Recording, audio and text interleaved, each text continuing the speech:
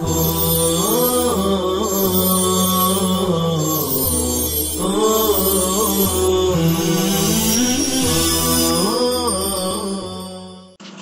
لله رب العالمين والصلاة والسلام على سيد الأنبياء والمرسلين سيدنا محمد وآله وصحبه أجمعين. أعوذ بالله من الشيطان الرجيم. بسم الله الرحمن الرحيم. ولما فصلت العير قال أبوهم إني لأجد ريح يوسف لولا أن تفندون. اور جب یہ قافلہ مصر سے چلا تو ان کے ابا نے کہا کہ میں یوسف کی خوشبو پا رہا ہوں، اگر تم مجھ میں بڑھاپے کی عقل کی کمی کا شبہ نہ کرو. قالوا تاللہ، انہوں نے کہا کہ اللہ کی قسم، انک لفی ضلالک القدیم، آپ تو بدستور اپنی پرانی غلط فہمی میں ہو. فلما ان جاء البشیر القاہ علی وجہہ فارتد بصیرا، پھر جب بشارت دینے والا آیا تو کرتے کو آپ کے چہرے پر ڈال دیا تو آپ بینا ہو گئے. قال الم اقل لکم انی اعلم من اللہ ما لا تعلمون.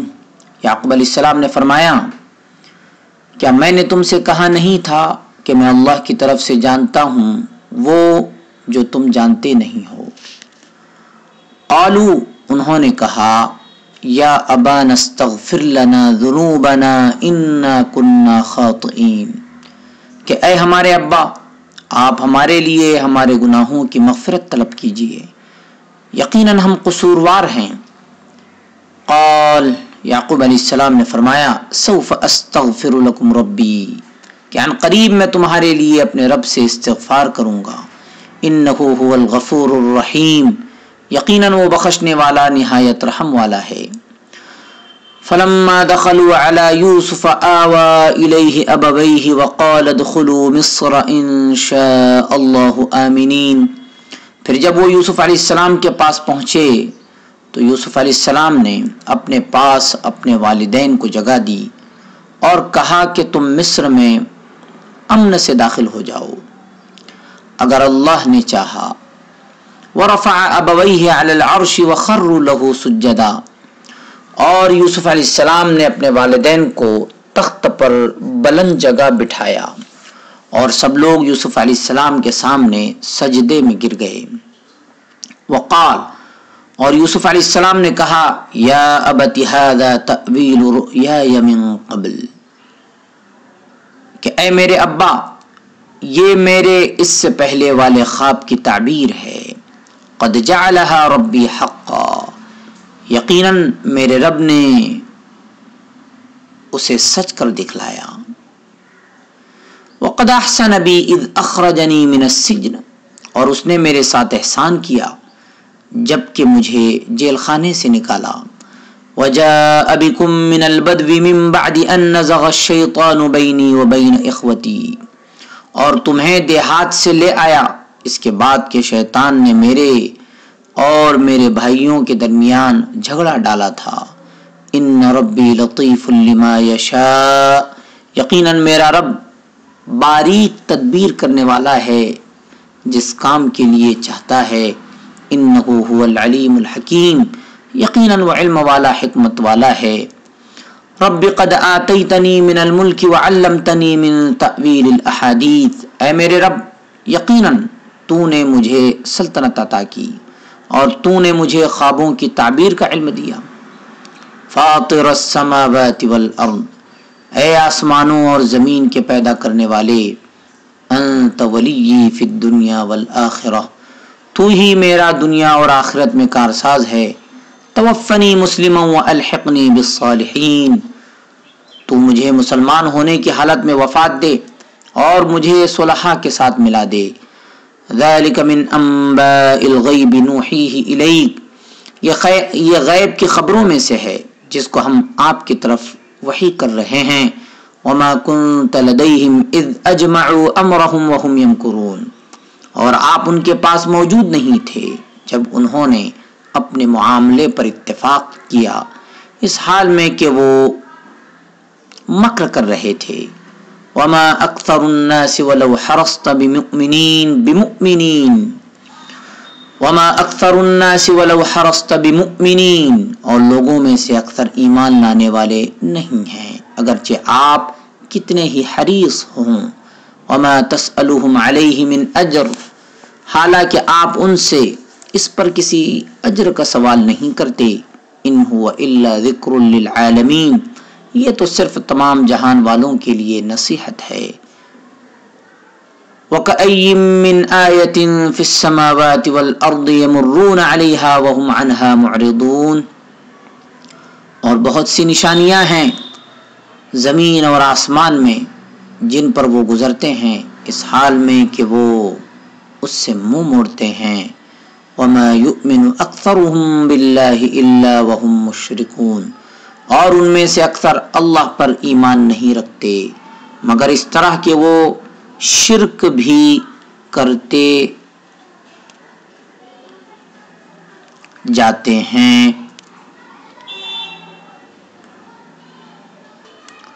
فصلت فعل ماضی معروف واحد مؤنث غائب کا صیغہ ہے. فصل مصدر ہے. باب ضربا معنی جدا ہونا، چلنا. العیر یہ لفظ مؤنث سماعی ہے، جمع ہے عیرات. ان تفندون اصل میں ہے تفندوننی، الناصبہ کی وجہ سے حالت نصب میں نون جمع ساقط ہو گیا. پھر نون وقایا باقی رہا تو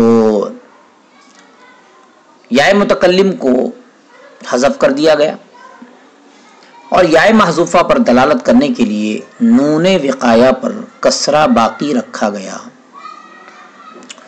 تفندون یہ فعل مضارع معروف جمع مذکر حاضر کا صیغہ ہے. تفنید مصدر ہے باب تفعیل. معنی بہکی ہوئی باتیں کرنا، بڑھاپے میں بہکی ہوئی باتیں کرنا. البشیر یہ فعیل کے وزن پر صفت مشبہ ہے، اس کی جمع آتی ہے بشرا، اور مصدر بشرن بشرن بشرن تینوں حرکتوں کے ساتھ آتا ہے. باب نصر. خرو فعل ماضی معروف جمع مذکر غائب کا صیغہ ہے. خرن خرور مصدر ہے. نصر ضرب دونوں باب آتے ہیں، معنی گرنا. یا ابتی سے پہلے ہم بتا چکے ہیں کہ یہ اصل میں یا ابی ہے، یا متکلم کو تا سے بدل دیا گیا ہے. البدو گاؤں دیہات، اس کی جمع نہیں آتی. نزغ فعل ماضی معروف واحد مذکر غائب کا صیغہ ہے. نزغ المصدر ہے. باب فتح فساد ڈالنا، جھگڑا ڈالنا. لطیف یہ اللہ تعالیٰ کے اسماء حسنہ میں سے ہے. لطف مصدر ہے. باب نصر کرما دونوں آتے ہیں.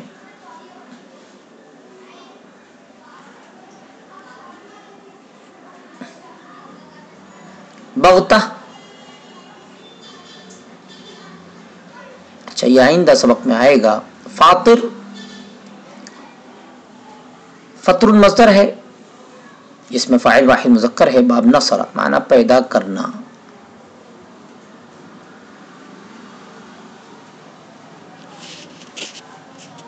وجوہ اعراب. ولما فصلت العید، لما یہ حرف شرط ہے اس وجہ سے فصلت العیر یہ جملہ شرطیہ ہوا. العیر یہ فصلت کا فاعل ہے. قال ابوہم یہ جواب شرط ہے. لولا ان تفندون، لولا یہ حرف شرط ہے اور اس کا جواب شرط محذوف ہے. اصل عبارت ہے لصدقتمونی.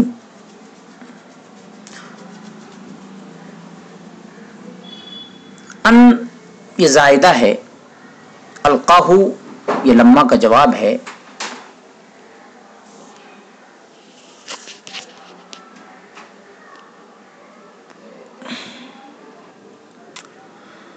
فرتد بصیرہ فا یا عاطفہ ہے، بصیرن بر بنائے حال منصوب ہے، تو لما انجا البشیر یہ جملہ شرطیہ ہے، القاہو یہ جواب شرط ہے، استغفر یہ فعل امر واحد مذکر حاضر کا صیغہ ہے، ذنوبنا یہ مفعول بھی ہے، آمینین یہ بربنائے حال منصوب ہے، سجدن یہ بربنائے حال منصوب ہے، حالت نصبی میں ہے، جعل فعل ہے، ربی فاعل ہے، ہا ضمیر یہ مفعول بھی اول ہے،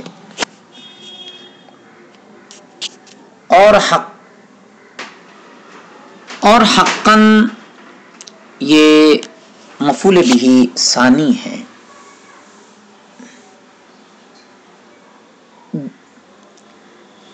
اذ یہ ظرفیہ ہے،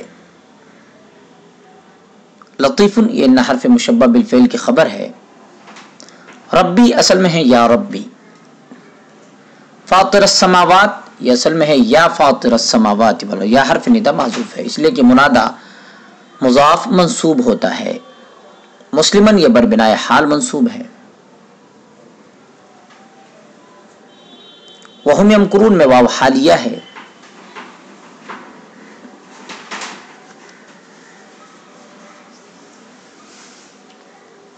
لو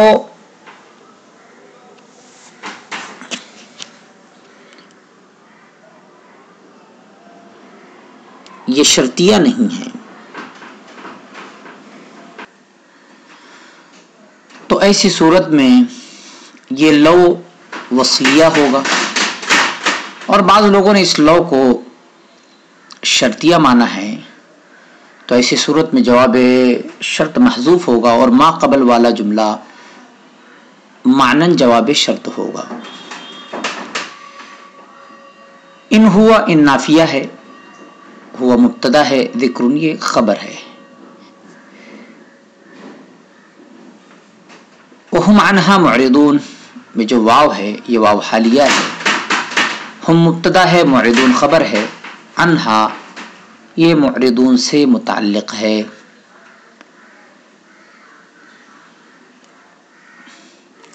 تشریح آیات،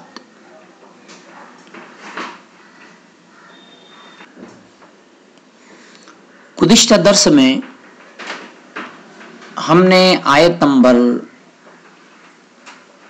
58 سے آیت نمبر 86 تک قصہ یوسف کا ایک حصہ بیان کیا تھا، اس حصے میں بھی عبرت و موعظت کے بہت سے پہلو اور بعض شرعی اور فقہی احکام موجود ہیں۔ حضرت یوسف علیہ السلام نے لین دین کا جو نظام رکھا، اس سے معلوم ہوا کہ سامان کے بدلے خرید و فروخت جائز ہے، سونا چاندی اور کرنسی ہی کے بدلے سامان خریدنا ضروری نہیں۔ یہ بھی معلوم ہوا کہ اگر سامان کا تبادلہ ہو جائے لیکن پھر ایک فریق دوسرے فریق کو اس کا سامان بطور ہدیہ واپس کر دے تو اس میں کوئی قباحت نہیں، بلکہ یہ حسن سلوک کی ایک صورت ہے۔ یہ بھی معلوم ہوا کہ کسی اہم کام کے لیے دوسرے فریق سے قسم کھلا کر مطلوبہ حق کی ادائیگی کا وعدہ لیا جا سکتا ہے، جیسا کہ حضرت یعقوب علیہ السلام نے اپنے صاحبزادوں سے بنیامین کے سلسلے میں قسم لی تھی۔ جس شخص پر کوئی چیز واجب ہو اس کی طرف سے دوسرا شخص ذمہ داری قبول کر لے، اس کو فقہ کی اصطلاح میں کفالت کہتے ہیں۔ کفالت مال کی بھی ہوتی ہے۔ ایسی صورت میں اگر اصل آدمی پیسہ واپس نہ کرے تو کفیل پر ان پیسوں کی ادائیگی واجب ہوگی، اور کفالت افراد و اشخاص کی بھی ہوتی ہے کہ کوئی شخص اصل شخص کو عدالت کے سامنے حاضر کرنے کا ذمہ لے، البتہ اگر اصل شخص سزا کا مستحق ہو اور کفیل اس کو حاضر نہ کر سکے تو کفیل پر اس کی سزا جاری نہیں کی جائے گی۔ اس کو کفالت بالنفس کہتے ہیں۔ یہی احناف کا اور اکثر فقہا رحمہم اللہ تعالی کا مسلک ہے۔ حضرت یعقوب علیہ السلام کا اپنے صاحبزادوں کو اس بات کا ذمہ دار بنانا کہ وہ بنیامین کو واپس لے کر آئیں سے کفالت کی اس قسم کا ثبوت ملتا ہے، یعنی کفالت بالنفس کا۔ حضرت یعقوب علیہ السلام کا اپنے صاحبزادوں کو یہ حکم دینا کہ وہ الگ الگ دروازوں سے داخل ہوں، حفاظت کے ظاہری سبب کو اختیار کرنا ہے۔ معلوم ہوا کہ اسباب کو اختیار کرنا جائز ہے اور یہ توکل کے خلاف نہیں ہے۔ حضرت یعقوب علیہ السلام کی اس نصیحت میں اس بات کا اشارہ موجود ہے کہ نظر لگنا حق ہے۔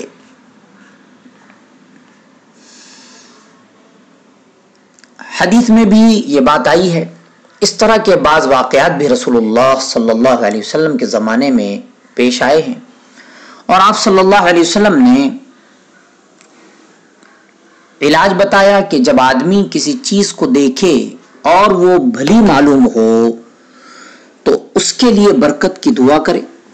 مثلا کہے تبارک اللہ احسن الخالقین، اور اگر نظر لگ گئی اور اندازہ ہو کہ فلاں کی نظر لگی ہے تو وہ شخص غسل کر کے اپنا پانی دے، اور جس کو نظر لگ گئی ہے اس کو اس پانی سے غسل کرایا جائے۔ حضرت یعقوب علیہ السلام نے جو تدبیر بتائی تھی، قرآن کریم نے اس کے بارے میں کہا کہ اللہ کے فیصلے سے کوئی چیز بچا نہیں سکتی، لیکن حضرت یعقوب علیہ السلام نے اپنے اطمینان و تشفی کے لیے بات کہی تھی۔ ما كان يغني عنهم من الله من شيء الا حاجة في نفس يعقوب قضاها۔ اس سے معلوم ہوا کہ اسباب کو اختیار کرنا چاہیے، لیکن اسباب کو مؤثر حقیقی نہیں سمجھنا چاہیے، اصل مؤثر اللہ کی ذات ہے۔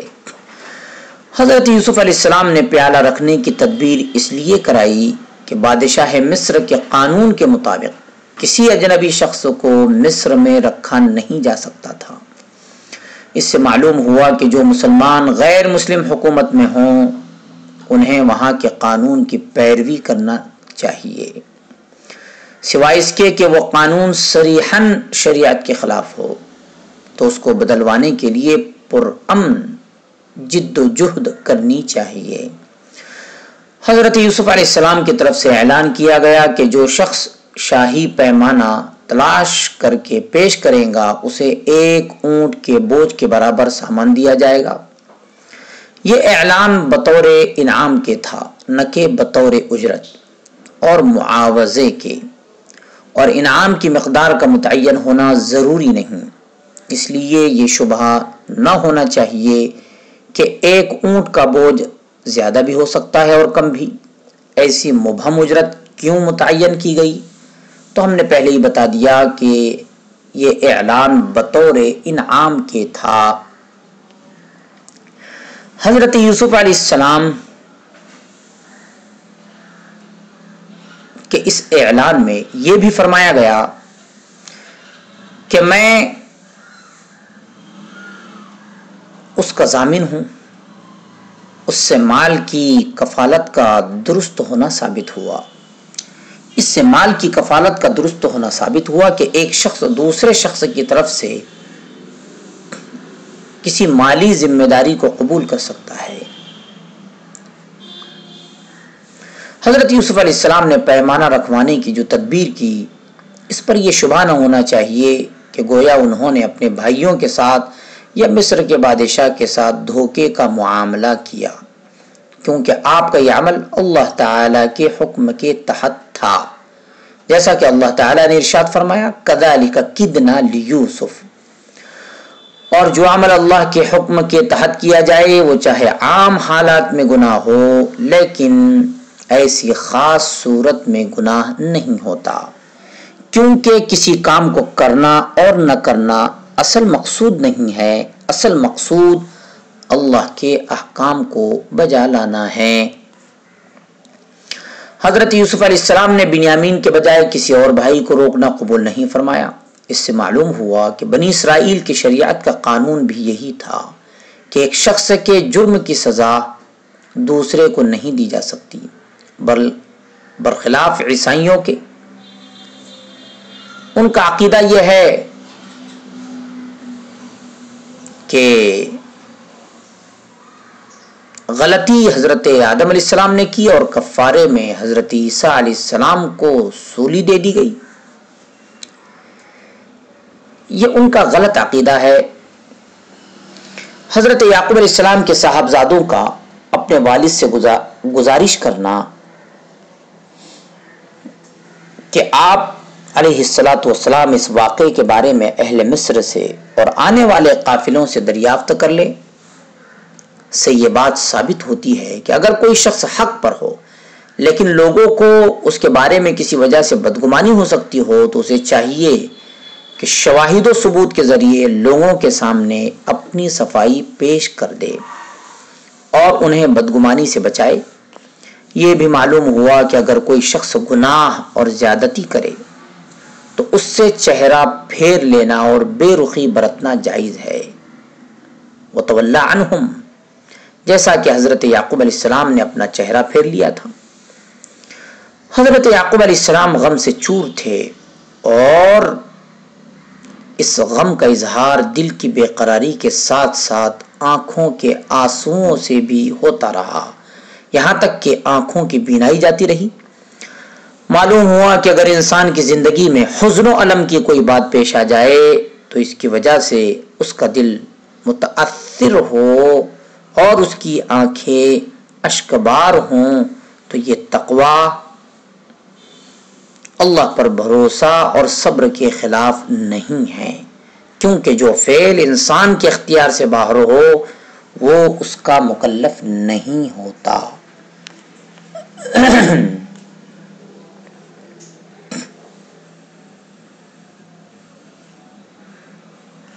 ادخلوا مصر کا ترجمہ ہے اقیموا بہا آمنین، یعنی مصر میں امن کے ساتھ قیام فرمائے۔ آیت نمبر 87 سے آیت نمبر 101 تک قصہ یوسف کا آخری مرحلہ ہے۔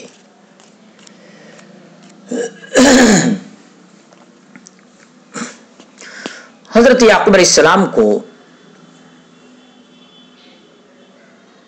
اس خواب کی وجہ سے جو حضرت یوسف علیہ السلام نے دیکھا تھا یقین تھا کہ حضرت یوسف علیہ السلام سے انشاءاللہ ملاقات ہوگی، اس لیے انہوں نے پھر ایک بار اپنے بیٹوں کو تلقین کی کہ یوسف اور بنیامین کو تلاش کرو، یا بنی یذهبوا فتحسسوا من یوسف واخیہ، اور اللہ کی رحمت سے نا امید نہ ہو، ولا تیأسوا من روح اللہ۔ ادھر حضرت یعقوب علیہ السلام کے ہاں غذائی اشیاء بھی ختم ہو چکی تھیں، چنانچہ آپ کے صاحبزادے پھر تیار ہوئے۔ اس بار ان کے پاس خریدنے کے لیے سرمایہ بھی بہت معمولی اور ناقص تھا، اس لیے دربار یوسف میں پہنچے اور درخواست کی کہ ان کا ناقص سرمایہ قبول کر لیجئے، لیکن غلہ پورا دیجئے اور بڑھا کر دیجئے۔ تصدق کا معنی ہے، یعنی تصدق کا معنی ہے ہمیں صدقہ دیجیے، لیکن انبیاء علیہم السلام اور ان کے اولاد کے لیے صدقہ لینا حرام ہے، اس لیے یہاں مراد ہے کہ ہمارے ساتھ فضل و کرم کا معاملہ فرمائیں اور کھوٹی ناقص پونجی ہونے کی وجہ سے ہمارے حصے میں کمی نہ کیجیے۔ چنانچہ علامہ قرطبی رحمۃ اللہ علیہ نے تصدق علینا کا ترجمہ کیا ہے تفضل علینا۔ ترجمے میں اس کی رعایت کی گئی ہے۔ حضرت یوسف علیہ السلام اپنے خاندان کے غربت اور بھائیوں کی حاجت دیکھ کر پگھل گئے اور فرمایا کہ تم نادانی میں یوسف اور اس کے بھائی کے ساتھ کیا کچھ کر گزرے، تمہیں کچھ یاد بھی ہے۔ حضرت یوسف علیہ السلام کی شرافت ہے کہ انہوں نے ان کی زیادتی کے لیے ان کی نادانی کو سبب ٹھہرا کر ایک حد تک ان کے جرم کو ہلکا کر دیا۔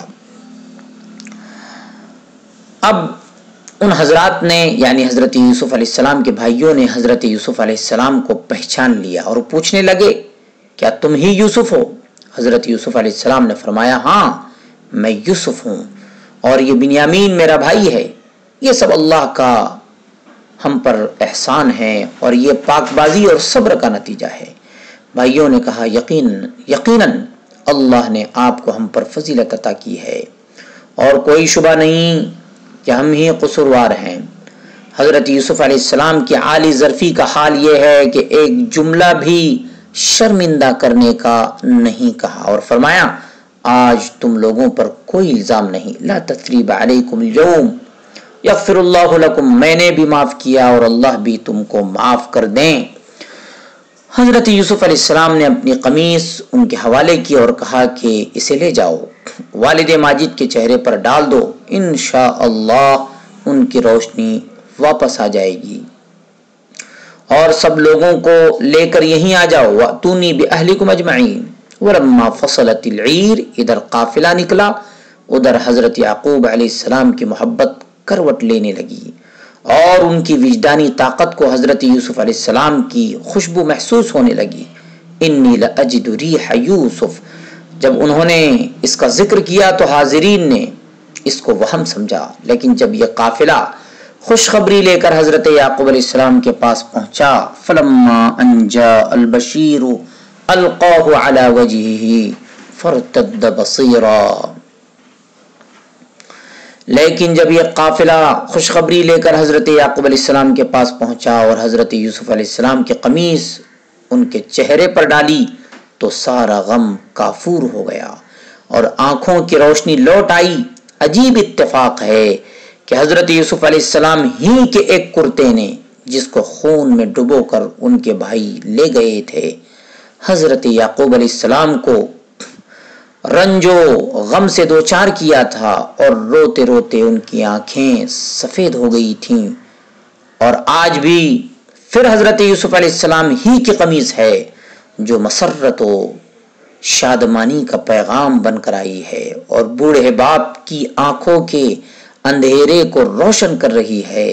حضرت یعقوب علیہ السلام نے اپنے بیٹوں سے فرمایا کہ میں تم سے کہتا نہ تھا کہ جو بات مجھے معلوم ہے تمہیں معلوم نہیں؟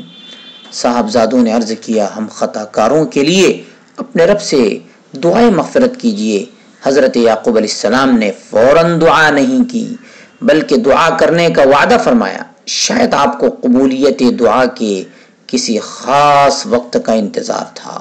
بہرحال یہ قافلہ حضرت یعقوب علیہ السلام کی سرپرستی میں مصر کی طرف روانہ ہوا۔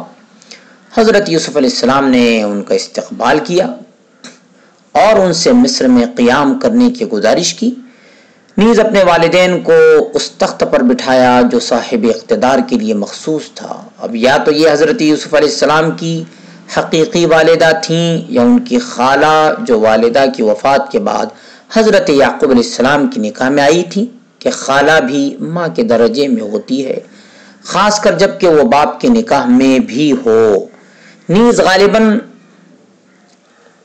حضرت یوسف علیہ السلام مصر کے با اقتدار فرما روا بن چکے تھے اس وقت تک، اسی لیے وہ تخت حکومت پر اپنے والدین کو بٹھا سکے، اور بنیامین کو روکنے کے لیے جو تدبیر کرنی پڑی تھی اپنے اہل خاندان کو مصر میں روکنے کے لیے ایسی کوئی تدبیر کرنی نہیں پڑی۔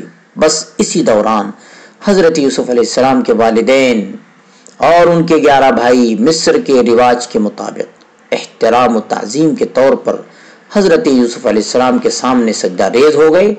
حضرت یوسف علیہ السلام کو یاد آیا کہ یہی اس خواب کی تعبیر ہے جو میں نے دیکھا تھا۔ آپ نے اللہ کا شکر ادا کیا اور فرمایا کہ شیطان نے میرے اور میرے بھائیوں کے درمیان جو نفرت پیدا کی تھی اسے بھی اللہ تعالیٰ نے دور کر دیا۔ نیز اللہ سے دعا فرمائی کہ مجھے اسلام کی حالت میں دنیا سے اٹھائیے اور صالح اور نیک لوگوں کے ساتھ میرا حشر فرمائیے۔ قصہ یوسف کے اس حصے میں جو باتیں قابل توجہ ہیں آئندہ درس میں انشاءاللہ بیان کی جائے گی۔ صلی اللہ تعالی علی خیر خلقہ سیدنا محمد وآلہ وصحبہ اجمعین برحمتک یا ارحم الراحمین.